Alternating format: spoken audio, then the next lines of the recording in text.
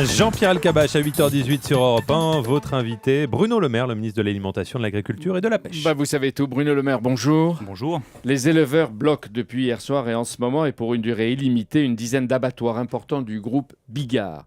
Ils demandent que les producteurs de viande soient mieux rémunérés. Est-ce que ce matin, vous les soutenez ? Je les comprends. Parce que les producteurs de viande, en particulier de viande bovine en France, ne sont pas suffisamment rémunérés. Et la condition pour une modernisation de cette filière, qui en a besoin, parce que c'est une filière qui ne va pas bien, c'est d'avoir d'abord des prix suffisamment rémunérateurs pour les producteurs. Donc je rassemblerai demain un certain nombre d'acteurs de la filière au ministère de l'Agriculture et nous regarderons ensemble quelles sont les solutions rapides que l'on peut apporter à ces difficultés. Les comprendre, est-ce les soutenir ?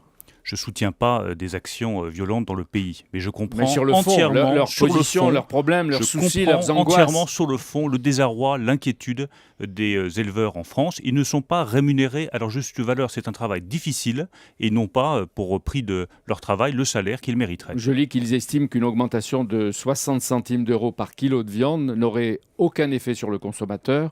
Je ne sais pas si vous le pensez aussi. Et qu'est-ce que vous allez leur proposer pour éviter que ce conflit dure ?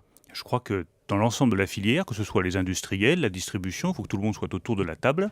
Il faut qu'on arrive rapidement à un meilleur prix pour les producteurs. Lorsque vous avez une filière qui ne va pas bien, que vous avez des éleveurs qui sont dans la détresse, ce qui est vrai dans beaucoup de régions de France, en particulier dans le centre, dans le Limousin, pour arriver à discuter sereinement, il faut d'abord que les éleveurs aient le sentiment qu'ils sont justement rémunérés. C'est le préalable absolu. Dans les derniers sondages dans la presse agricole, c'est le ministre actuel de l'Agriculture qui a la nette préférence des agriculteurs. Pour ne pas leur déplaire, est-ce que vous préférez, vous, rester là où vous êtes ? C'est pas à moi de choisir ça. Ce sont en tout cas des chiffres qui font plaisir. Je crois que c'est la reconnaissance du travail qui a été conduit par l'ensemble des services de mon ministère et aussi, je dois dire, par toute la majorité. La loi de modernisation de l'agriculture qu'on a fait passer en juillet dernier avec le soutien de tous les députés, de tous les sénateurs, c'est, je crois, parmi les réponses concrètes qu'on apporte aux paysans français et s'ils en sont reconnaissants, tant mieux. Quelle modestie. On ne va pas bouder son plaisir. Quelle modestie.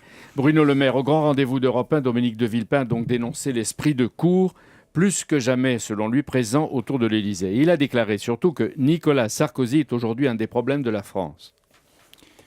Vous savez, ce sont des propos qui sont outrageants à l'égard du président de la République. Ce sont aussi des propos qui sont violents à l'égard de l'ensemble du gouvernement et à l'égard de toute la majorité. Je dois dire très franchement que cela me désole. Je considère, moi, au contraire, que Nicolas Sarkozy apporte, depuis 2007, des réponses aux difficultés de notre pays. On l'a vu dans la crise. Nous avons connu une crise économique et financière sans précédent. Il a permis au pays d'en sortir avec le moins de difficultés possible, une croissance qui se tient et un chômage que nous avons réussi à maintenir. Il a réussi à rassembler la majorité pour faire adopter la réforme des retraites, qui était une réforme difficile, mais une réforme nécessaire.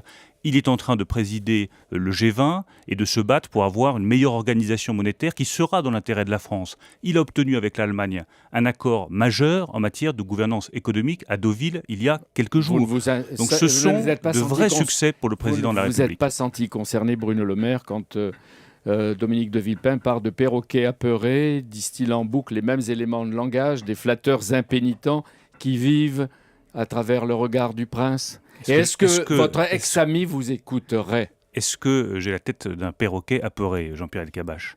La peur n'a jamais fait partie de ma vie politique. Jamais. Qu'il y ait un débat d'idées, qu'il y ait des critiques, qu'on ne soit pas d'accord sur le fond, ça je crois que c'est ce qu'il y a de plus sain en démocratie. Il m'arrive d'avoir des convictions qui ne sont pas forcément exactement celles du président de la République sur un sujet ou sur un autre. Je m'en explique avec lui, seul à seul dans son bureau, et les choses avancent bien. En revanche, les attaques personnelles, en particulier les attaques contre le président de la République, c'est à l'opposé de l'idée de ce que je me fais d'un engagement politique. Bruno Le Maire, il est temps, dit Dominique de Villepin, de refermer la parenthèse politique ouverte en 2007.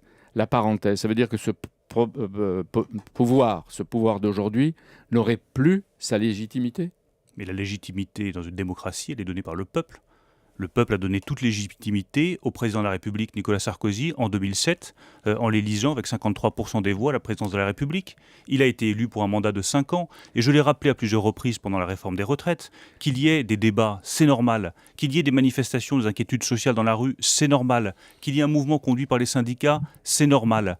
Mais en revanche, à un moment donné, c'est le peuple, par la voix de ses représentants, sénateurs et députés, qui tranche, qui adopte la loi. La loi doit être promulguée. Nous sommes en démocratie, respectons les institutions. Bruno Le Maire, c'est ce que vous dites à Dominique de Villepin. Aujourd'hui, on peut appartenir à l'UMP, le parti du président de la République, et le prendre pour cible. C'est à dans Dominique l'impunité de Villepin de le décider. Non, mais vous, ça concerne aussi l'UMP, les dirigeants, et peut-être même le président de la République. C'est à Dominique de Villepin de décider où il se trouve sur l'échiquier politique aujourd'hui. D'ici à 2012, est-ce que Dominique de Villepin est en train de progresser, s'il est entendu par les Français, ou de devenir un problème pour votre famille, et surtout de vous faire perdre en 2012 ? Mais vous savez, je crois qu'on ne progresse pas dans la critique personnelle. On a un pays, des Français qui sont confrontés à des difficultés majeures d'emploi, de chômage, d'entrée des jeunes sur le marché de l'emploi, d'inquiétude industrielle. Et la seule chose que les Français attendent de nous, c'est des réponses de vos concrètes. querelles et de vos ambitions. Mais ils se contrefichent de ces querelles. La seule chose qu'ils attendent, c'est mais quelles réponses concrètes vous nous apportez. Ils nous regardent nous chamailler dans une cour d'école avec consternation lorsque nous nous livrons à ce type de jeu. Ce qu'ils veulent, c'est des réponses concrètes, des décisions. Après, on peut ne pas être d'accord, on peut avoir d'autres propositions. Il n'y a que ça qui compte. Vous l'avez dit, Bruno Le Maire, vous le connaissiez si bien et de si près. Qu'est-ce qui lui prend ? Mais je n'en sais rien. Vous savez, je ne suis pas dans la tête de Dominique de Villepin. Il y avait des très bons films qui ont été faits où on se retrouve dans la tête de quelqu'un qui n'est pas vous. Moi, je suis dans ma propre tête, ça me suffit largement.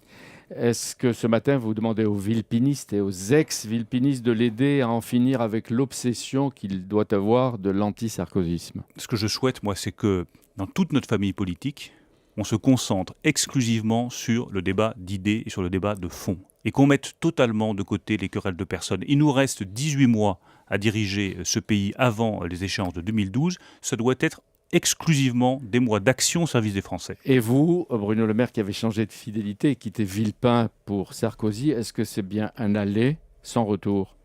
Ce n'est pas une question de changement de fidélité, c'est une question d'appartenance à une famille politique. J'ai été élu en 2007 comme membre de l'UMP, élu député. J'appartiens à une famille politique. C'est une nouvelle fidélité. Je suis par ailleurs membre d'un gouvernement fidèle et loyal au Premier ministre et au Président de la République. Ça va de soi. Si un jour je devais être en désaccord, j'en tirerais les conséquences. Quand on est membre d'un gouvernement, on est fidèle et loyal au Premier ministre et au Président de la République. Est-ce que le même Premier ministre peut donner toutes les impulsions nouvelles dont votre majorité a aujourd'hui besoin ? Est-ce que seul ce Premier ministre-ci a raison et a toutes les qualités pour y parvenir ? Il y a toujours plusieurs personnes qui ont raison. Moi, les seules choses que je sais, c'est des choses très simples.